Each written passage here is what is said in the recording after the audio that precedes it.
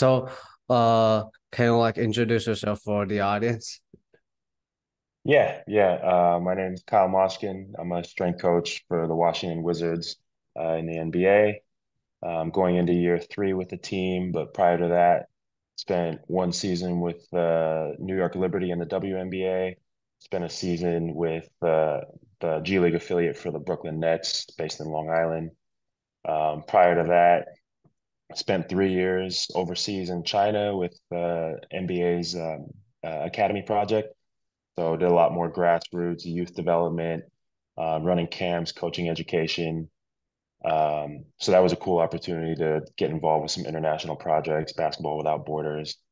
And then, yeah, prior to that, outside of the professional experience, got my undergrad biology, neuroscience, thought I was going to be a doctor one day.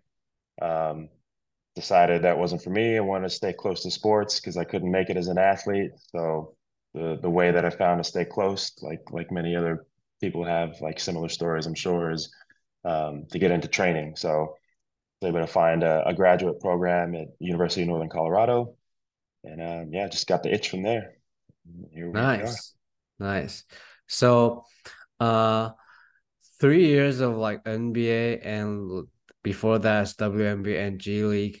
So, like we discussed before, what are the main difference between like NBA and like G League or WNBA? Yeah, I mean, like the NBA and maybe like a lot of pro sports or high level Division One, the biggest difference is just resources. And I would say first and foremost in my situation, it's human resources. You know, you've had my guy Anthony Anarino on the podcast before, and he's super high level. And you know, I'm fortunate to work with a group of rock stars every day, both in the performance and the medical department. So the human resources to be able to put brains together and really hone our processes. The level of care for athletes is just elite. So I would say first and foremost, the human resources, just from a numbers and budget perspective.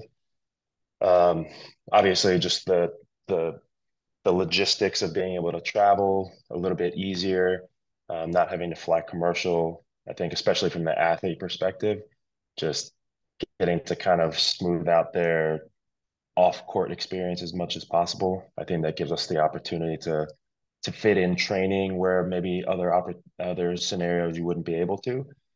So I think the logistics are favorable for us, although 82 games is a monster.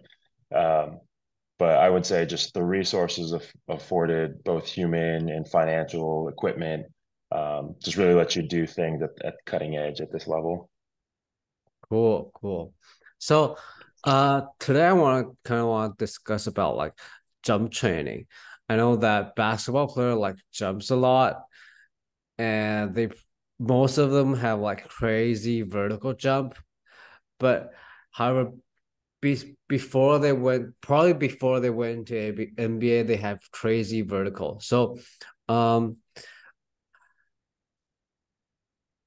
for those who who didn't jump that jump that height when they go to NBA, did you like try to increase their vertical or like just stay the same?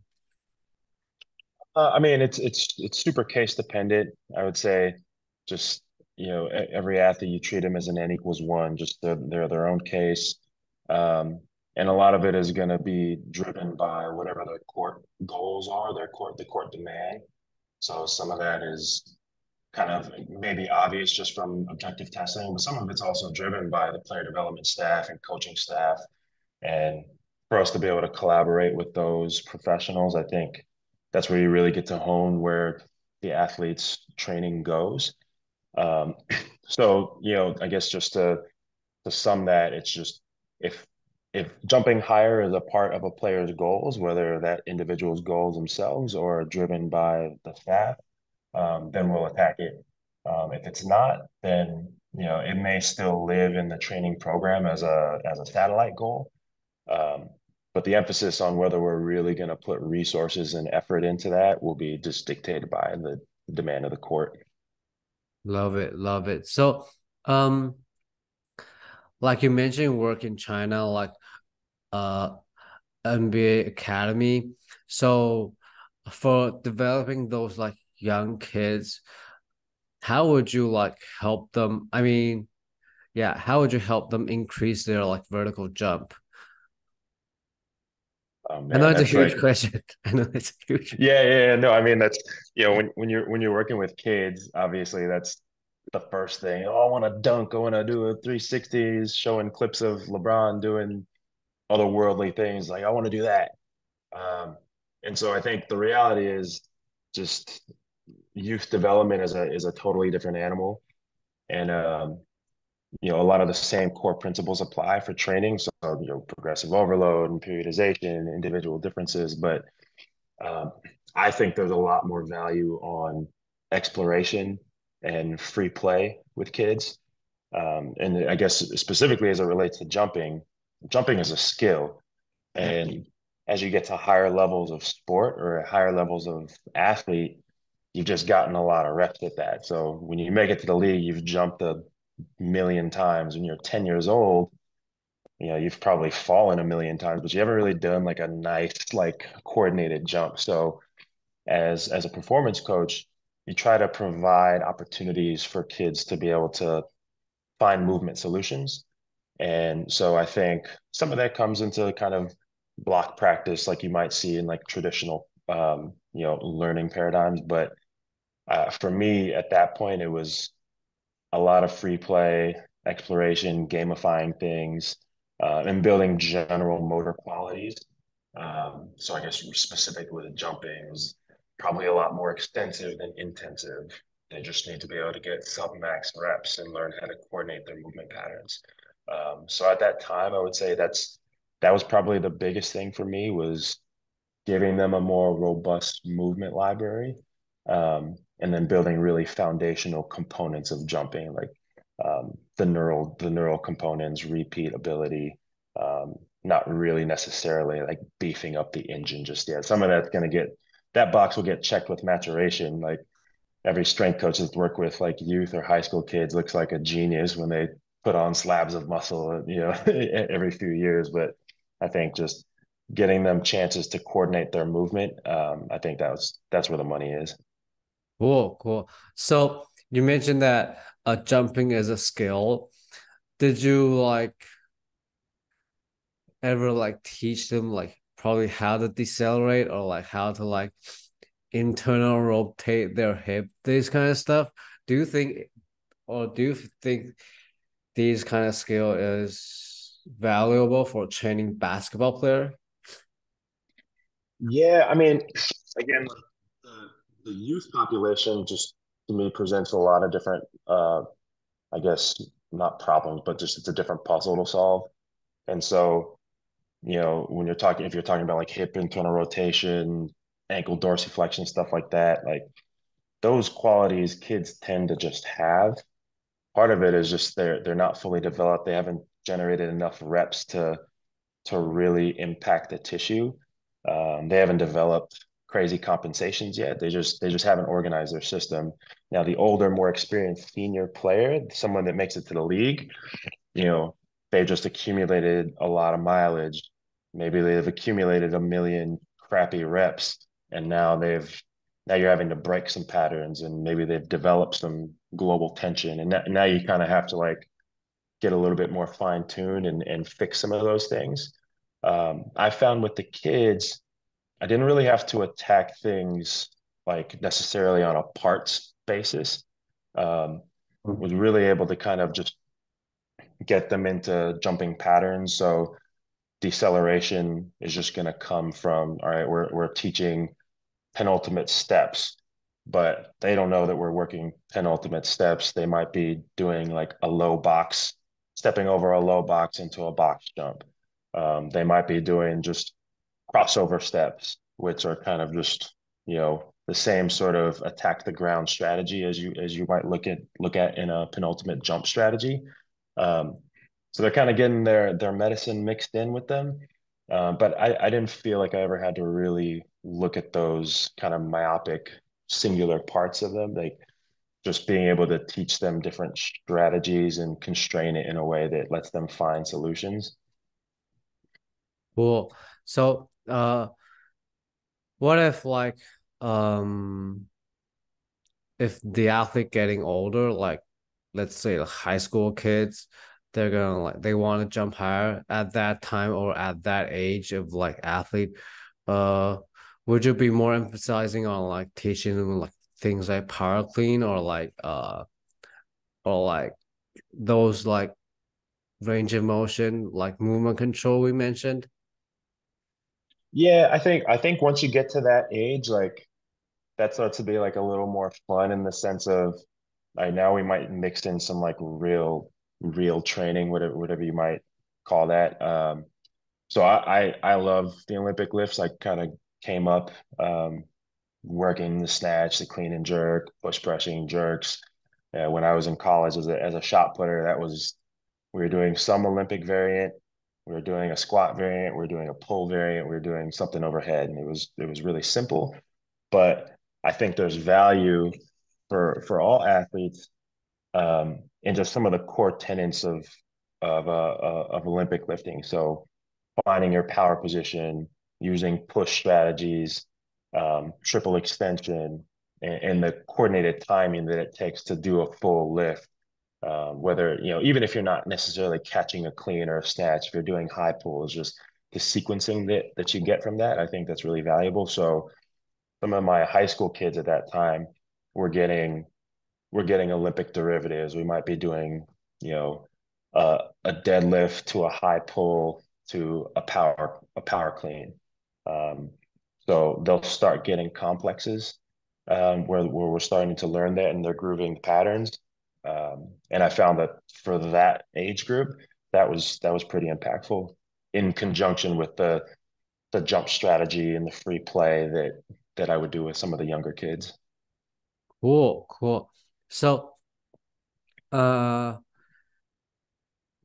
since like force plate or like sport technology is growing right now and you probably like work with these kind of tech for like a long time, is there like certain metrics that you think that helps you monitor or like you think that's like most impactful for helping athlete jumps higher?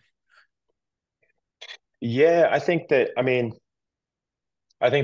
some sturdy metrics that you can kind of use to monitor your athlete's progress. Um, I think Daniel Bove's book recently, Takeoff, is a really great learning tool for people that are kind of new to the space. Um, but really before metrics, and the book goes through this plenty, but really understanding the phases of a jump. And this doesn't have to be exclusively a hands-on hips counter movement jump, but just the principles of jumping in and of itself. I think I think there's value in knowing the phases. So when we're talking about phases, we're thinking unweighting phase, braking. I would consider the transition or bottom part its own sort of phase, even though it's more of a moment.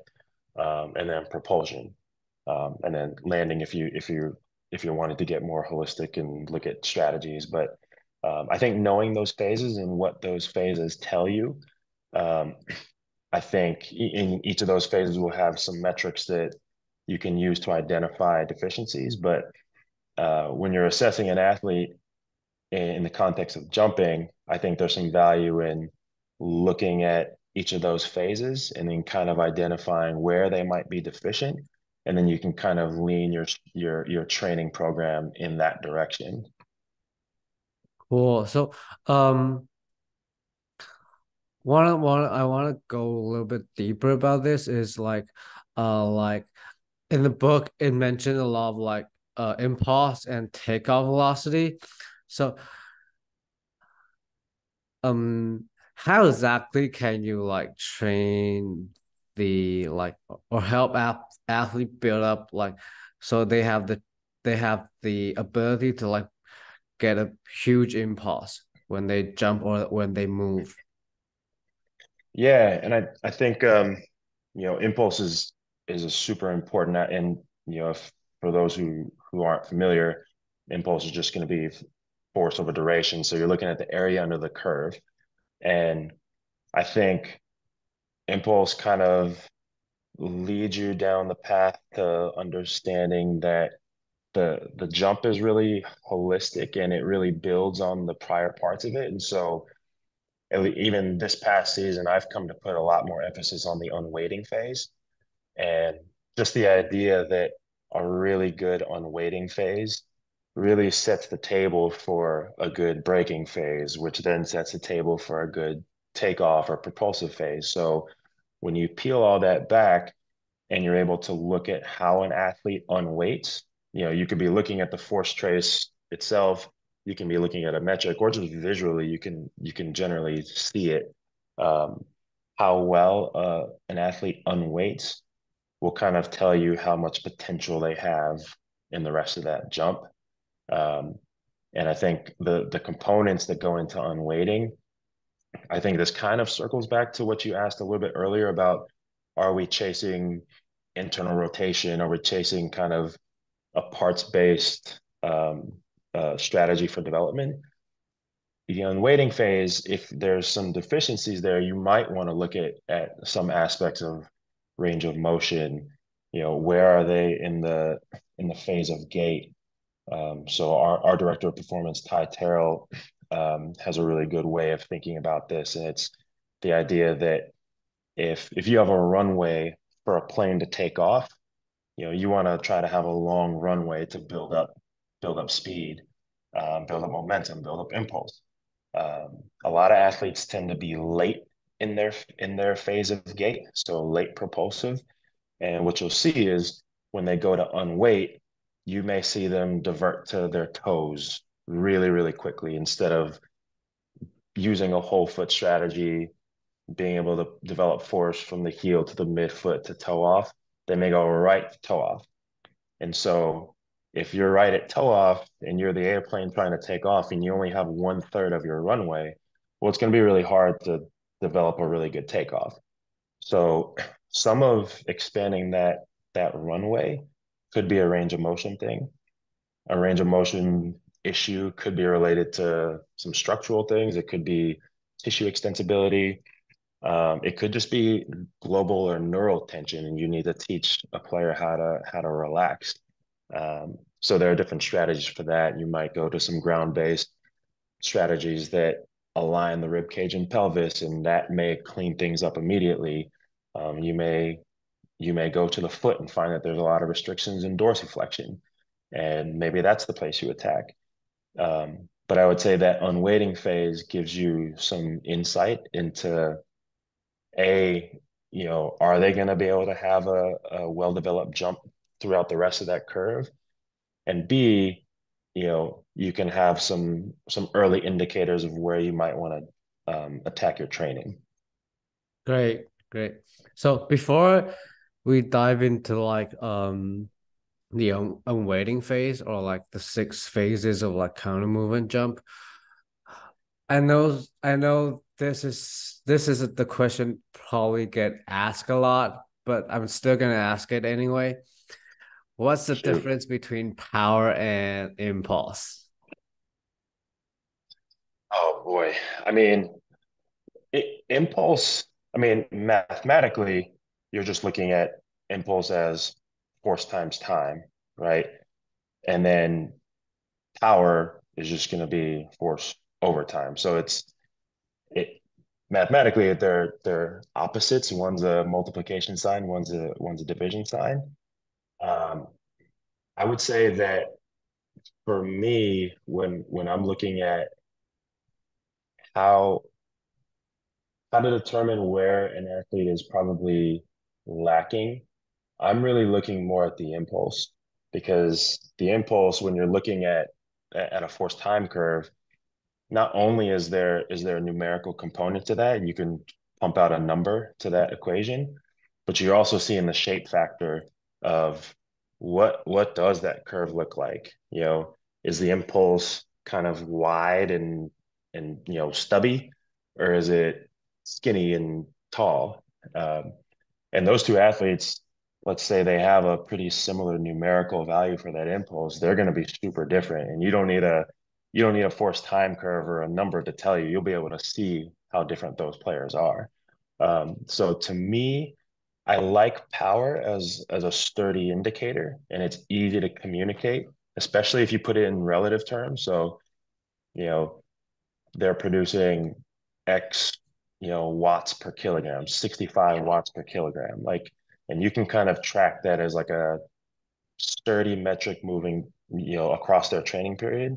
And it's an easier metric to communicate. Like if you're outside of the performance space and a coach or a GM wants to know how this player's development is going, and you say, all right, well, he increased his power from 62 to 65 watts per kilo. Like, great, you still got a job. If you tell them about the shape factor of their impulse, then yeah, you're not gonna get you're gonna get a pretty blank stare coming back at you. So I would say for me, there's a lot more utility in looking at impulse, and you're gonna get a lot more insight on where you want your training to go looking at that metric. Love it, love it. So, uh, you mentioned you talk about like unweighting, and you said that last year more focused on unweighting. So, is unweighting sort of like eccentric? I mean, so now you might get into semantics now, like where eccentric in the sense of a lengthening action, yes, but the unweighting is really just is more to me at least an indicator of, I guess. So let's just say it's free fall. In order for you to free fall, you have to let go of tension. You have to be able to, I guess, succumb to the force of gravity. And so eccentric in the sense of lengthening, yes, but I also don't want to, I'm careful to not say that it's like a passive thing. Um, but you have to be able to kind of toggle between your tension states. So being tense or sympathetically driven, you need to be able to turn off, so to speak. And so that you'll have an accompanying eccentric orientation, which is what you want, but I wouldn't necessarily throw eccentric as like the descriptor I would use for the unweighting phase, though they are for sure related. Cool. So, if like you said, if I want to like attack or like really help athlete to get a greater unweighting phase, how would you like teach or like train this? So I would say first, uh, they need to have space. So if we're gonna free fall under this condition to the bottom position of a counter movement jump, you need space to get there. So let's say that's a half squat or quarter squat or whatever. Um, you need you need internal rotation or you need relative motion at the pelvis. You need some semblance of dorsiflexion. So yeah, you can look at those components individually if you want. Um, but I would say that I would be looking for the space to be able to dissipate force. And so that will come from a lot of times those two regions, the pelvis and the ankles.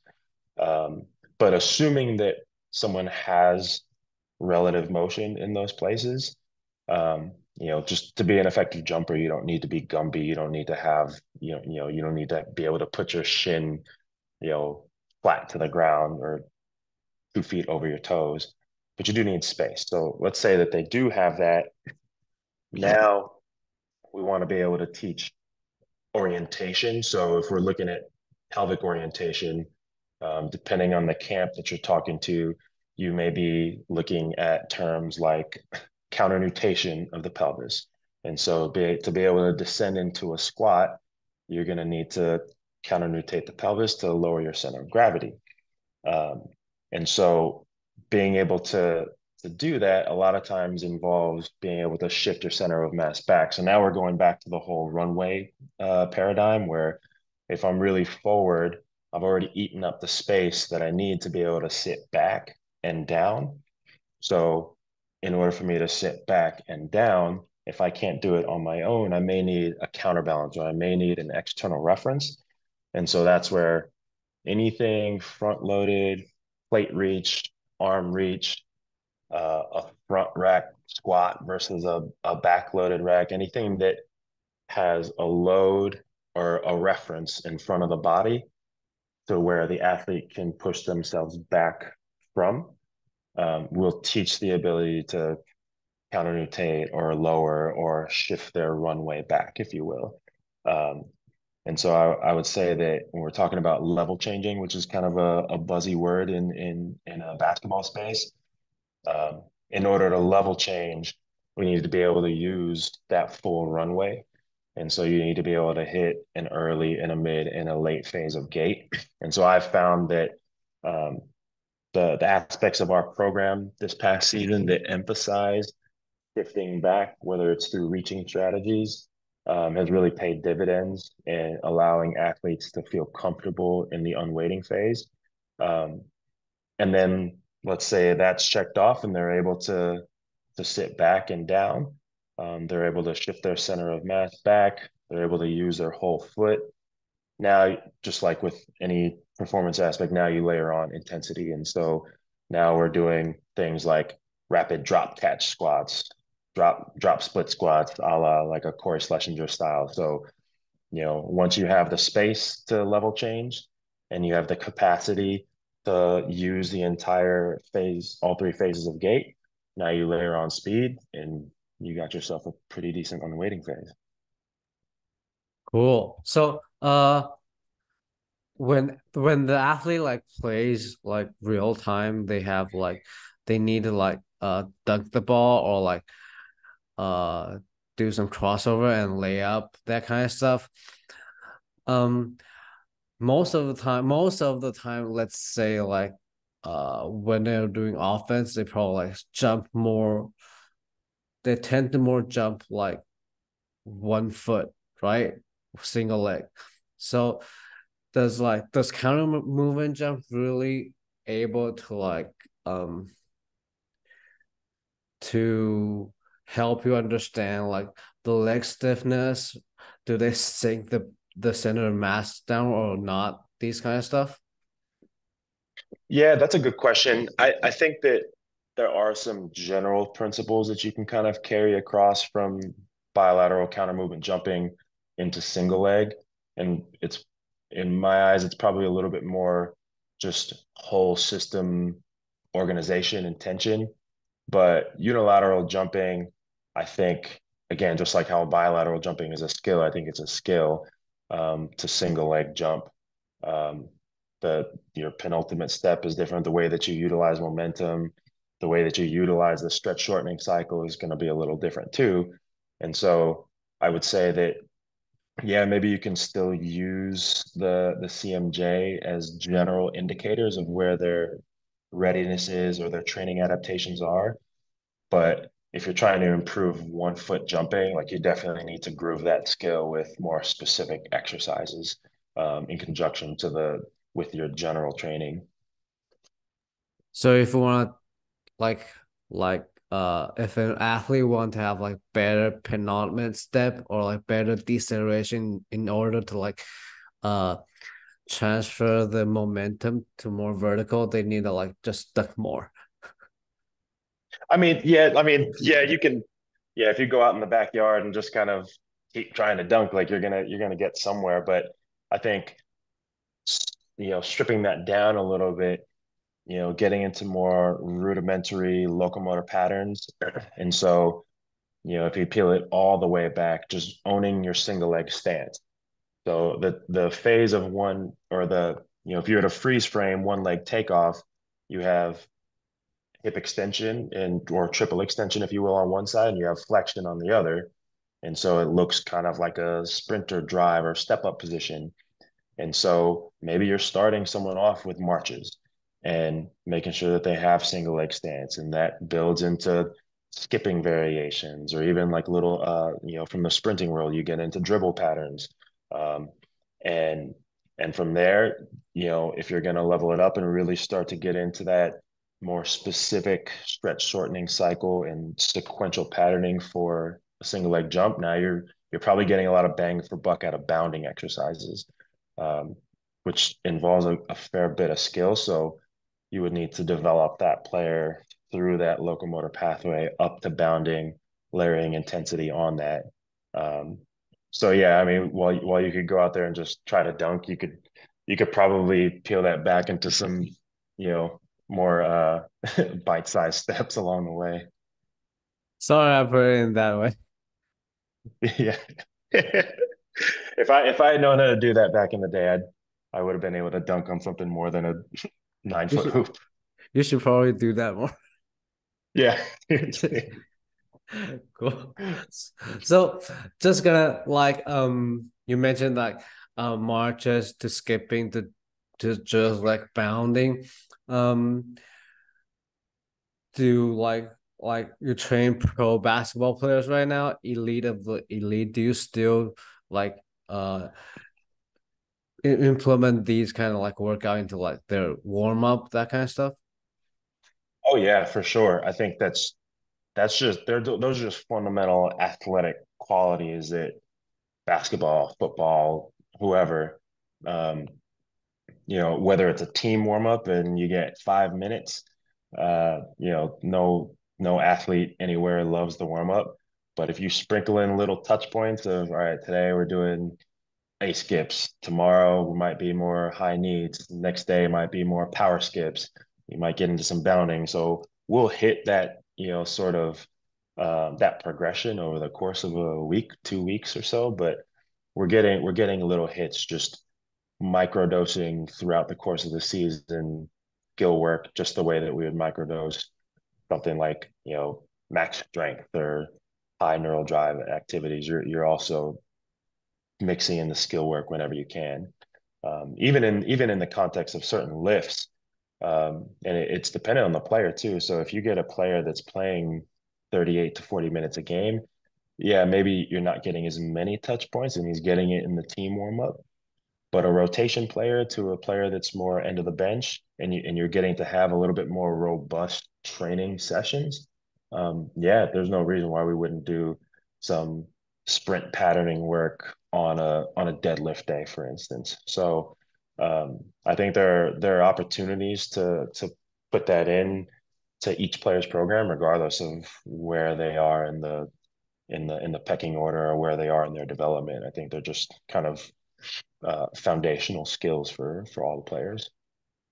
Cool, cool. So that's so much for like jumping. Next topic I want to discuss is about like mm, sports specific strength training. There's more and more like coaches using like like bands, using like aqua bags to help or to mimic those movement on the court to help their athlete build no matter like strength or like coordination. So what are your thoughts on like these like sports specific strength training? I mean, I'm not gonna say that there's any one right way or wrong way to go about training people. I for me, for any coach, like you have to coach the way that you know. You have to coach a way that fits your mental model. And for me, I tend to be a generalist, uh, in my approaches, and I tend to view our space as strength and conditioning coaches as GPP. You get these athletes that are super elite in their space, but really as movers, as lifters, if you will, like they're pretty low training age a lot of times. Maybe you get the 4 year college kid that came out and he actually has a decent exposure to the weight room. But for the most part, these guys aren't really that developed when it comes to their, off court movement patterns. So I do think for me, I view my role as being able to develop general qualities that they can then put into practice in their sport. The specificity comes in more things like, what energy systems are we going for? Like, specificity in sense of I'm not going to have a guy run, a 10K. for any conditioning because it's too far removed from the demands of their sport. But as far as the actual movement, the biomechanical like movements of their sport, yeah, I think you get approximations in the weight room and you distill it down to like really central tenets. So every time a player changes direction, there you know a thousand different ways that they're going to change direction, but they all kind of look like a lateral lunge. So I'm not going to do a thousand different variations of a lateral lunge. We're going to do the lateral lunge that they own the best. And if you're looking at strategies of learning and like dynamical systems theory, you're gonna hear things like attractors. And so for us in the weight room, it's what attractor can we get them to a beneficial attractor? What is the most stable shape that we can get them in that lets them load safely and that lets them carry over some general qualities that can then be used in their sport. And so I think that's our main role is make sure they have access to foundational movement, make sure they load in a way that prepares them for the demands of the game and makes them robust and resilient. And then from there, it's let basketball players be basketball players, and they'll organize on the court. And that's I don't know how common or what the norm is for people thinking that way. I'm not generally using a ton of tools as far as like different types of equipment or aqua bags. I think there's great merit in them. I don't know that I currently have like the knowledge or skill set to use those to the best of their ability. So I stay on my lane and I use the tools that I know and I develop guys in a general sense that gives them the best shot at competing on court. Great. I love this. I love this. So by doing the things you uh more familiar or like you are expert at, did you teach them Olympic lifting? Man, I that's a hot topic honestly because I work with a player that loves Olympic lifting and you get A guys basketball as player? this yeah crazy but loves it, sees it as a really key aspect in his development. Has had a couple off seasons where he's really leaned into that style of training and feels good. And I think this is just an important principle when it comes to coaching in general. Like, what I said earlier, every athlete is an N of one. So you got to meet them where they are. And that's where I think the the the ability to see our space as general preparation means that you're going to be able to adapt to, all right, a player wants to Olympic lift, like, okay, like, and he's insistent on it. And if getting him some Olympic lifting is going to keep him engaged and he can do it safely, we're like, all right, if we're going to Olympic lift, let's do it right. Because there are qualities that are beneficial from it. We don't need to catch a snatch, with his butt 3 inches off the ground. But the concepts that carry over onto the court, yeah, it's a great tool. So if there's buy-in and there's motivation and there's a technical proficiency and there's no medical contraindications against it, then yeah, let's do it. So, did he like um or like since it's a basketball player, what's the most difficult part for teaching the whole lift? Well, I'll say I don't think I don't have a ton of experience with players that are either a proficient or want to do it. But the ones that have, you're probably not doing full versions of the lift. They're not getting down, they're not pulling from the floor, and they're not catching in full. Everything is going to be from blocks or power or from the hang, and basically everything is going to be catching in a power position. Um, which if you meet them where they are in terms of their range of motion and their technical proficiency, they can look decent. And then it just becomes, are you loading responsibly? Um, which that's not hard to do if you're teaching and you have some reps with the player. So yeah, not doing the full lifts, and it's not a central component. Like we're not training like an Olympic lifter, but it's an aspect of the program that keeps him engaged and, you know, makes him feel like he's doing, everything he can for his development. And we sprinkle in the other stuff that, some of what he wants, some of what I want. And I think it's the healthy way to go about it. As long as the player's safe and they're engaged and we're checking off goals, then yeah, I'm all for it. So what exactly get the athlete into Olympic weightlifting at the first place? It's like at the NBA level, it's, you know, we're just one, like I'm one of 1,000 inputs that the player is going to have. So, they're therapists with the team. They're obviously they're coaches with the team. They're player development coaches, the nutritionist, the chef, the mental performance, everyone in the media department who wants them to do interviews or sign this or so there's so many things pulling on them. There's so many inputs into their day. And you magnify that in the off season because they don't have to be with us. And so in the off season, a lot of players, they have their group, they have their team of, they'll have a medical provider, they'll have their own strength and conditioning coach, they'll have their own player development coaches. And as as professionals in their space, like they probably should seek out as much highly qualified input as they can. And so over the course of a player's career, they may come across 10 different strength coaches, and they may align with one in the off season that shows them something that really clicks. And so at some point along the way, this player touched the barbell, threw it over his head, and said that felt awesome. And so they kept rolling with it.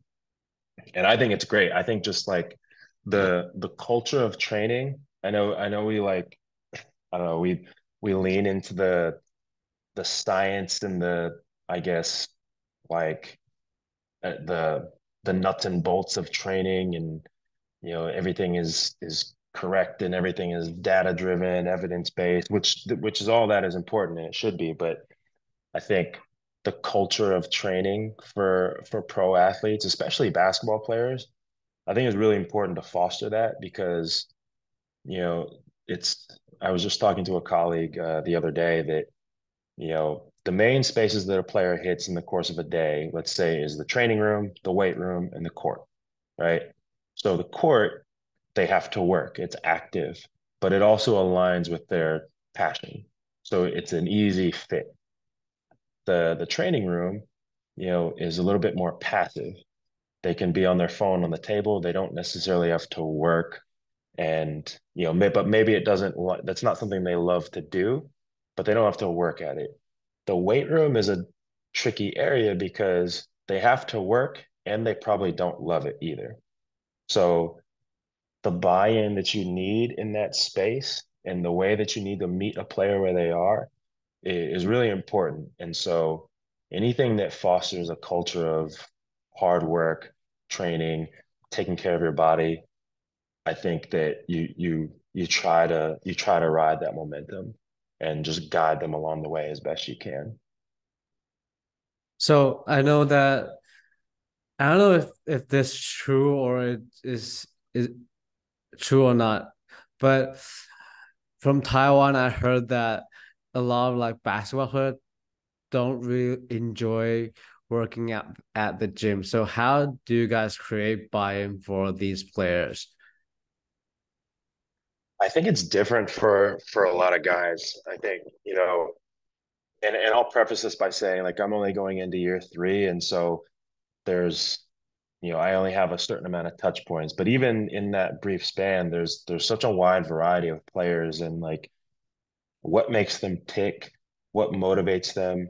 There are some that the quantitative, the measurables, the metrics, like that really interest them, and they want to know what their relative peak power is on a force plate. They want to know what their force at zero is. They want to know what their asymmetry is, and that keeps them locked in. It keeps them accountable, and that's something that you can lean into. And the education aspect is is how you keep them. Other players don't care at all about that. They might even actively hate that stuff.